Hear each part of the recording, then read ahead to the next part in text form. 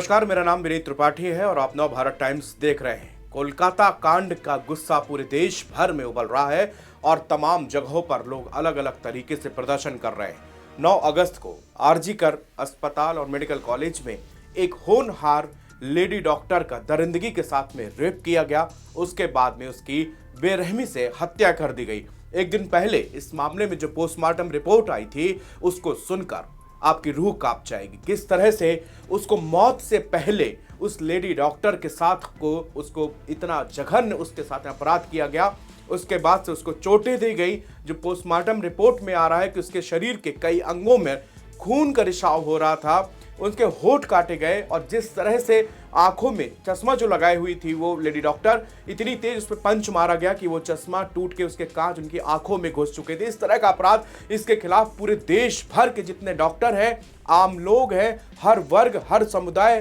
के लोग इस आंदोलन में बढ़ चढ़ कर हिस्सा ले रहे हैं और आरोपी के खिलाफ सख्त से सख्त कार्रवाई की मांग कर रहे हैं। इस मामले में बड़ा अपडेट है। सौरव गांगुली, पूर्व भारतीय क्रिकेट टीम के कप्तान सौरव गांगुली और उनकी पत्नी डोना गांगुली, दोनों लोग कल इस प्रदर्शन में शामिल होंगे और वो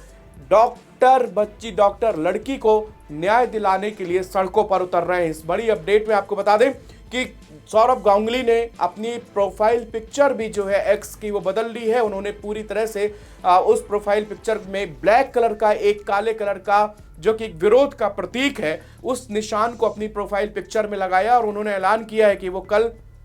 इस मामले में न्याय के लिए सड़कों पर उतरने जा रहे हैं। ये एक बड़ा अपडेट है क्योंकि पूरे देश भर में आप देख रहे हैं कि लोग तख्तियां बैनर लेके और रेजिडेंट डॉक्टर, वो दिल्ली समेत कई अलग अलग राज्यों में अलग अलग शहरों में डॉक्टर्स हड़ताल कर रहे हैं। आज सुप्रीम कोर्ट ने उन डॉक्टर से अपील की है कि आप अपना प्रदर्शन, अपना प्रोटेस्ट वापस ले लीजिए क्योंकि अब हम इस पर कठोर कार्रवाई कर रहे हैं। सुप्रीम कोर्ट में डीवाई चंद्रचूड़ की अध्यक्षता में जो पीठ थी उसने पूरी सुनवाई की है और कोलकाता पुलिस और ममता सरकार से गंभीर सवाल वहां पर पूछे हैं।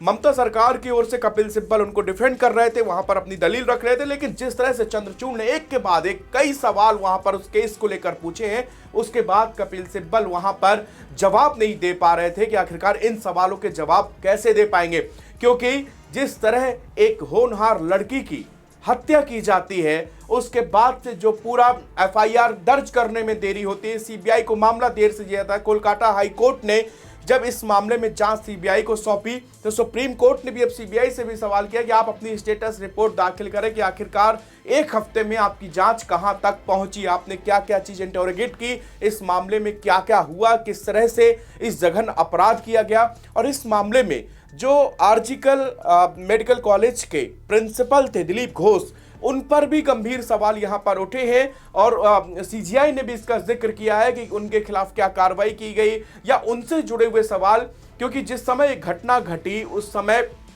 घंटों तक लीपापोती इसमें की जाती रही। इस घटना को आत्महत्या तक बताने की साजिश यहां पर की गई। जो वहां पर मौके पर स्टूडेंट थे उन्होंने प्रिंसिपल के खिलाफ, प्रिंसिपल को लेकर भी तमाम बड़े खुलासे किए कि किस तरह से पूरे स्कूल, ये जो कॉलेज था, यहां पर ऐसे गैर कानूनन काम भी होते थे जिसके चलते दिलीप घोष भी कटघरे में है। उन्होंने इस कांड के बाद तुरंत पद से इस्तीफा दे दिया था, लेकिन इस्तीफे के बाद अब जो है ये चर्चा है कि इन पर जो है कई सारे करप्शन के भी आरोप यहां पर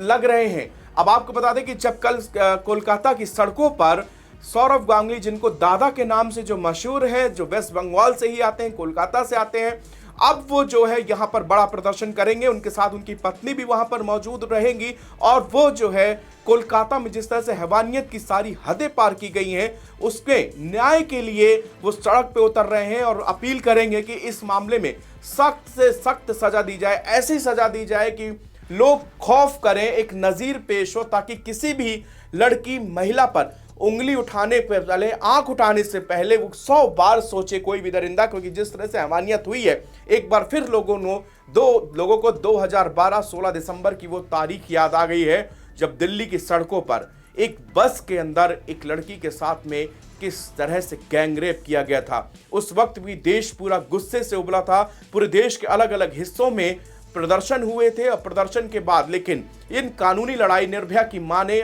खूब अंत तक लड़ी और फिर जाकर के उन दरिंदों को फांसी हुई। ऐसा ही ये मामला सामने आया है जिसमें से पूरा देश एकजुट होकर इन दोषियों के खिलाफ सख्त से सख्त सजा यहां पर मांग कर रहा है।